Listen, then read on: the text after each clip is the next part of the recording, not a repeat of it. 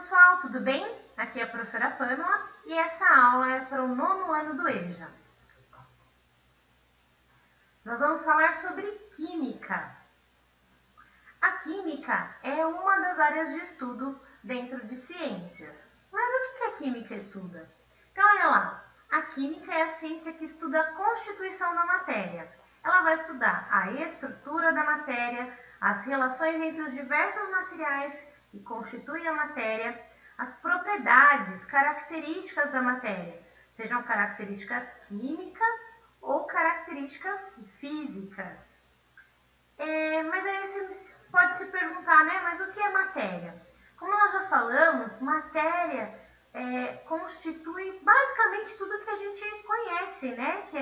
Que a gente tem contato no dia a dia. Se eu pegar aqui, ó, este caderno, ele é constituído de matéria. Coisas que a gente vê e coisas que a gente não vê. O ar atmosférico é formado de matéria, é considerado matéria. Então, qual que é a melhor definição para matéria? É essa que a gente tem aqui, ó.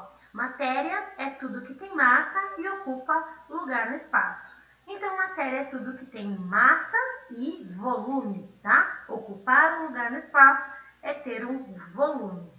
Então, olha lá, para massa, nós temos aqui algumas unidades, tá? Para expressar massa. Aqui, por exemplo, a gente tem 1 quilograma. Aqui nós temos exemplos, né, de balanças de prato, onde a gente tem aqui a referência, que é o peso, tá? Que aqui é 1 quilo, por exemplo, e tem aqui um objeto. Então, se esse objeto realmente tem 1 quilo, ele vai equilibrar, olha, os pratos vão ficar na mesma posição, tá? Então, a gente expressa, quantifica a matéria, diz a quantidade de matéria. Por isso que massa é também uma propriedade geral da matéria, tá? Que é definida, né? A definição de massa é justamente a quantidade de matéria que existe num determinado corpo, certo? Além de massa, lá na definição, né, do que é matéria, a gente também fala de tamanho ou volume, que é o ocupar lugar, né? Então, olha lá, ocupar lugar no espaço é uma característica da matéria associada à grandeza denominada volume, que a gente também pode quantificar, tá? E aí, aqui nós temos algumas unidades de medida para volume, né? Para sólidos, para líquidos, como o decímetro cúbico, tá? Simbolizado aqui, ó, por DCM elevado a 3, né? Litro, centímetro cúbico, mililitro, metro cúbico. Então, existem os seus múltiplos e submúltiplos, tá? Então, olha lá, quando a gente fala aqui, ó, de centímetros cúbicos, a gente também tem uma relação aqui para a gente fazer uma comparação, ó. 1 decímetro cúbico, ele é igual a 1 litro, que é igual a 1000 centímetros cúbicos, mesma coisa que 1000 ml, tá? Então, são aqui algumas unidades para a gente já comparar. A gente já falou isso em sala de aula, porque é cúbico, né? Quais são as grandezas aqui envolvidas, né? Nas dimensões. Então, só para a gente relembrar aí. Vamos falar um pouco mais de propriedades da matéria, que isso a gente vai trabalhar bastante. Então, propriedades da matéria são características da matéria, tá? E essas características, elas podem ser gerais, comuns a toda a matéria, né, independente da sua constituição, seu material, e específicas, que você vai encontrar em alguns determinados materiais e em outros não, né? E essas específicas são justamente características que nos permitem identificar o tipo da matéria, né? Do que é constituída aquele material, tá? Dentro das propriedades específicas, a gente pode citar algumas aqui, né? Que elas podem se dividir em físicas, como ponto de fusão, de ebulição e densidade, organolépticas, odor, sabor, cor, propriedades químicas, que são reações químicas, que essas a gente precisa da utilização de algumas ferramentas aí para conseguir, né, identificá-las. Mas olha, como eu falei aqui, específicas.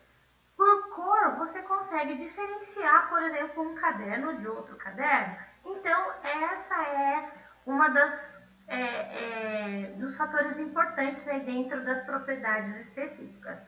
Vamos ver algumas características gerais, então?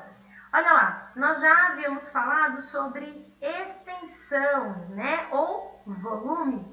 A mesma propriedade aqui, a mesma característica. Então, o que é volume? É o espaço, é o tamanho que aquele corpo ocupa. Isso é o seu volume, tá? A massa, como nós já havíamos dito também, é a quantidade de matéria de um corpo.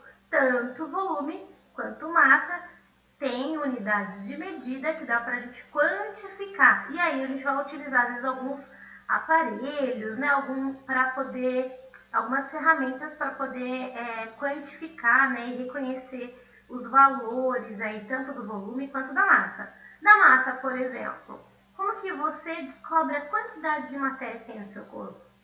Eu sempre brinco na sala de aula que é quando a gente vai lá na farmácia, né, e sobe na balança e a gente fala que está pesando, mas peso não é a definição certa porque a gente está vendo. E no próximo momento a gente vai falar melhor disso. Bom, logo aqui a gente tem a inércia, que é uma outra propriedade geral da matéria, tá? O que é inércia? O que essas imagens aqui nos dizem sobre a inércia?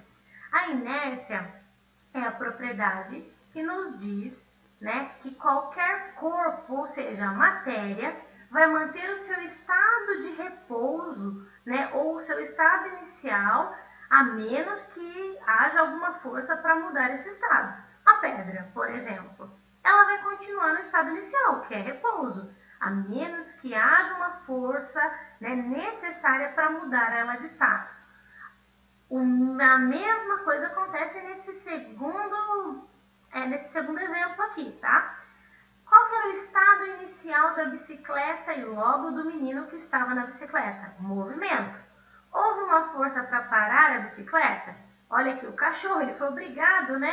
O rapaz provavelmente deve ter colocado a mão no freio para não atropelar o cachorro. Mas houve algo que conseguiu pará-lo? Não, por isso ele é levado para frente. Tudo isso explica para a gente, é explicado através da inércia, o efeito da inércia nos corpos, tá? Impenetrabilidade, outra característica comum a toda a matéria, que é justamente a que explica que dois corpos não podem ocupar o mesmo espaço ao mesmo tempo. Vejam lá, o copo está cheio, né?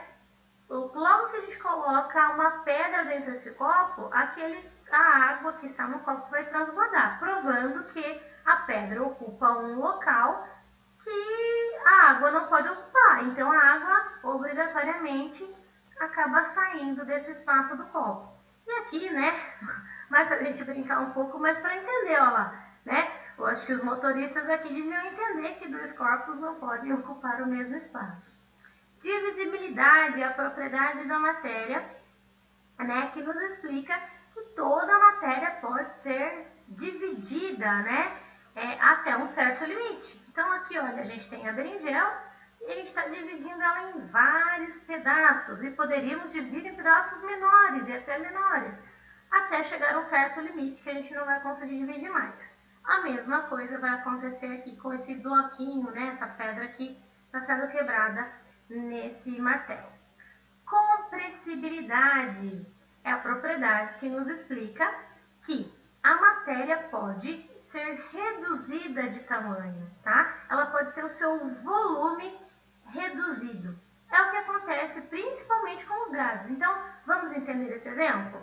Aqui nós temos, né, no primeiro momento, uma seringa, né, e alguém aqui está pressionando lá, né, a pontinha dela e o embolo, né, que é essa hastezinha aqui. E ele consegue, olha lá, comprimir, sem deixar o ar sair. E logo que ele solta, voltaria a essa posição de novo, tá? Que é justamente uma elasticidade. Mas isso nos mostra aqui que a matéria pode ser comprimida. Alguns materiais mais do que os outros. Elasticidade é justamente a propriedade que a matéria tem de, né, aumentar o seu volume. É o oposto ali da compressibilidade. A gente vê muito bem isso, né, exemplificado no elástico. Bom, agora a gente vai falar de uma propriedade específica. Lembra? É aquela propriedade que serve para diferenciar um material do outro. E essa é a densidade. A densidade, ela é uma propriedade que ela, para a gente, né, ter o valor, a gente consegue quantificar, dar a quantidade, a gente usa uma formulazinha. E ela é uma relação de duas outras propriedades, a massa e o volume. Então, para que a gente saiba a densidade de um material, a gente tem aqui esse cálculo, que é a massa dividida pelo volume. O valor, o resultado disso é a densidade desse material. Um exemplo bem legal para a gente entender o que é densidade é a pipoca. Se você pegar a pipoca antes, né, o milho da pipoca, antes dela ser estourada, ela vai ter uma densidade, certo? Porque a massa, ela tem uma certa massa e um certo volume. Logo após ser estourada, a massa dela quase não se altera, mas e o volume? Ele é alterado? Ela fica, né, maior aí. Então, a densidade dela vai diminuir, tá? Ela é um excelente exemplo. E é através da densidade que nós fizemos alguns experimentos em sala de aula, lembram-se? Né? Justamente para saber, né, aquela brincadeira de quem que flutua, quem que afunda. E aqui, ó, nesse exemplo, a gente tem isso, a diferença da densidade dos materiais. Então, a gente tem a água, tá? Que tem a densidade de 1 grama por centímetro cúbico. E qualquer material que tenha esse valor maior do que 1 grama, ele vai afundar. Qualquer material que tenha o valor menor do que esse 1 grama da água vai flutuar. É o que acontece aqui com a cortiça, tá? Que vai flutuar. E esse é o motivo pelo que por qual o chumbo não flutua e vai afundar aqui na água. Bom, vamos lá. O que mais a gente tem aqui? Então, olha lá. Ainda em propriedades específicas da matéria, nós temos quem? Os estados físicos da matéria, tá? Então, a matéria pode ser encontrada em 3 estados físicos: sólido, líquido e gasoso. E a matéria pode passar, sim, de um estado físico para o outro.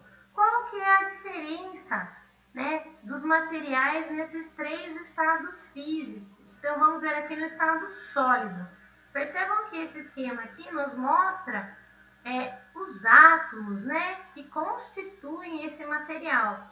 E no estado sólido, eles estão muito unidos, eles têm uma força de coesão que faz com que eles fiquem muito unidos, né, uma força muito forte. Então, o que acontece com a matéria no estado sólido? Ela tem a sua forma bem definida, tá? Então, se você pegar aqui, ó, uma bolinha de bilhar e tentar encher qualquer... Vamos pensar num cubo, né? Você tem uma caixa, né? Que ela é como se fosse um cubo. Você vai querer encher ela de bolinha de bilhar. Você não vai conseguir ocupar todos os espaços, porque ela está no estado sólido e ela não vai mudar a forma dela, independente de onde ela esteja, de qual recipiente ela esteja. Bom, então a força de atração é muito grande, né? E entre as moléculas, né? Entre os átomos que constituem esse material. Aqui nós temos o estado líquido, a matéria no estado líquido. O que acontece com a matéria no estado líquido? Essas moléculas, elas já estão mais dispersas, então essa atração, né, essa coesão entre as moléculas não é tão grande. Então, qualquer material no estado líquido, ele consegue se moldar ao formato daquele recipiente, por essa característica da matéria no estado líquido. Depois, aqui o exemplo a água, né? Depois nós temos o estado gasoso. No estado gasoso, nós temos uma baixa coesão, uma força muito pequena entre as moléculas, né? Então, o que acontece com os gases? Eles não têm uma forma definida, ela é variável, tá? E por isso mesmo, ele pode ser comprimido mais fácil, tá? Existe uma distância maior, mas ele consegue ser, se existir uma força pressionando, ser comprimido, tá? E o exemplo aqui é o oxigênio, o balão de oxigênio. Depois nós temos as mudanças de estado físico. Nós temos nomes aqui para essas mudanças, né? Vejam aqui que a gente tem o exemplo da água, no estado sólido, líquido e gasoso.